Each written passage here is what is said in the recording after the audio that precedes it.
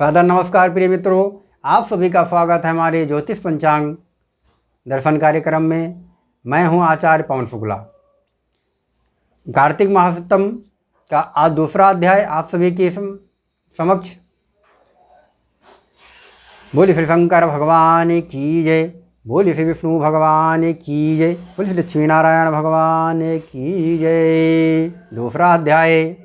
ब्रह्मा जी कहते हैं कि हे नारद, तुलसी की मंजरी सहित भगवान शालिग्राम का जो एक बूंद चरणामृत ग्रहण करता है वह ब्रह्म आदि बड़े बड़े हत्याओं के पाप से मुक्त होकर वैकुंठ लोक को अंत में प्राप्त करता है। जो भगवान शालिग्राम की मूर्ति के आगे बैठकर अपने पितरों का श्राद्ध करता है उसके पितृ वैकुंठ को प्राप्त होते हैं। जो भगवान शालिग्राम की मूर्ति का दान करता है उसे समस्त पृथ्वी के दान के फल प्राप्त होता है। लेकिन कभी भी शालिग्राम जी की मूर्ति बेचनी नहीं चाहिए। विष्णु का पूजन शंख के जल से और शिव का बिल्व पत्रों से, सूर्य का तुलसी से, गणेश जी का धतूरे के पुष्पों से तथा विष्णु का केतकी के फूलों से, शिव का कनेर या कमल को छोड़कर किसी अन्य लाल फूल से पूजन नहीं करना चाहिए। जो श्री विष्णु का पूजन कमल के पुष्पों से, लक्ष्मी का मालती से और चंपा के पुष्पों से करता है, भगवान उसको परम पद को प्राप्त करते हैं। और जो भगवान की अति प्रिय तुलसी से पूजन करता है उसकी महिमा तो पुराणों में भी नहीं कही जा सकती है। वह कभी माता के गर्भ में नहीं जाता है। तुलसी माला धारण किए मंजरी सहित जिसकी मृत्यु हो जाए वह सीधा बिना किसी बाधा के वैकुंठ लोक को प्राप्त करता है। तुलसी की छाया में पितरों का श्राद्ध करने से उनके पितृ अक्षय तृप्ति को प्राप्त करते हैं। वह हमेशा के लिए वैकुंठ लोक को चले जाते हैं। तुलसी का सिंचन गंगा यमुना तथा नर्मदा के स्नान के तुल्य सामान्य है। तुलसी का वृक्ष लगाने, सींचने और स्पर्श करने से मनुष्य के काया, वाचा, मानसा तीनों प्रकार के पापों से वह मुक्त हो जाता है। इस प्रकार कार्तिक का व्रत रखने वाला शांत चित्त से तुलसी जी का पूजन, प्रदक्षिणा, नमस्कार करके हाथ जोड़कर ये प्रार्थना करे कि हे हरिप्रिय, देवताओं ने तुमको बनाया, मुनियों ने तुम्हारा पूजन किया और मैं आपको नमस्कार करता हूँ। इस प्रकार से हाथ जोड़कर माता तुलसी का पूजन करे और उनसे प्रार्थना करे। जो मनुष्य आंवले के पत्ते और फूलों से भगवान का पूजन करता है तथा आंवले के वृक्ष के नीचे बैठकर भगवान का पूजन करता है उसको सोने के फल और पुष्पों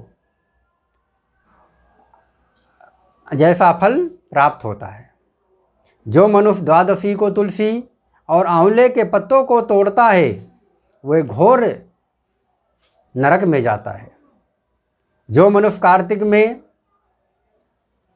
आंवले के फल, तुलसी और गोपी चंदन की माला धारण करता है वह जीवन बाधा से मुक्त होकर सदा के लिए वैकुंठ वासी हो जाता है।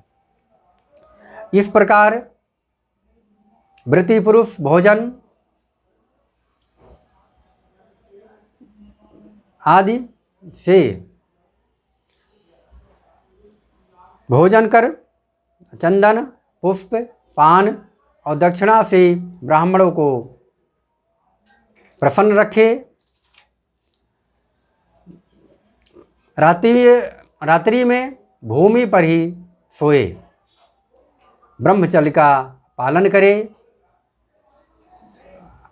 पत्तल में एक समय भोजन करे और मौन व्रत धारण करे वह सूरवीर और कार्तिमान होता है। जो एक समय भोजन करता है वह भी आंवले के पेड़ के नीचे बैठकर तो उसके 1 वर्ष के समस्त पाप नाश हो जाते हैं। व्रती मनुष्य को शहद, कांजी, दाल, तेल, कच्चा भोजन, दूसरे का अन्न,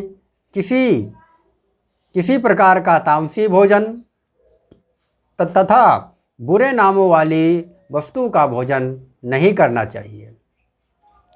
रविवार को आंवला ना खाएं।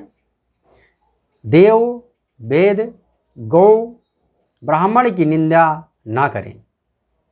मांस आदि का सेवन नहीं करना चाहिए। मिट्टी में उत्पन्न हुए नमक, मसूर, बासी भोजन, तांबे के पात्र में डाला हुआ दूध आदि केवल अपने लिए ही पकाया हुआ भोजन, ये सब मांस के बराबर होता है। लहसुन, प्याज, पृथ्वी का फूल गोभी आदि, मूली, गाजर, जंगली घिया, बैगन, पेठा, दोबारा पकाया हुआ भोजन नहीं खाना चाहिए। रजस्वला स्त्री, मल्लेच्छ, पतित, पाखंडी आदि से हमेशा दूर रहना चाहिए। इन तिथियों में से एक एक चीज़ों का भोजन नहीं करना चाहिए। एकम को पेठा, दूजे को बैगन, तृतीया को पृथ्वी का फूल गोभी, चौथ को मूली, पंचमी को बेल का फल, षष्ठी को कलिंदा, सप्तमी को आंवला, अष्टमी को नारियल, नवमी को जंगली घिया, दसवीं को परमल, एकादशी को बैर, द्वादशी को मसूर और त्रयोदशी को पान, चतुर्दशी अथवा अमावस्या और पूर्णमासी को किसी भी व्रती को फली का साग नहीं खाना चाहिए। इस प्रकार से दूसरे अध्याय में बताए गए नियमों का आप सभी लोग पालन करें। आप सभी का कल्याण हो। इसी के साथ में आज के लिए इतना ही। बहुत बहुत नमस्कार।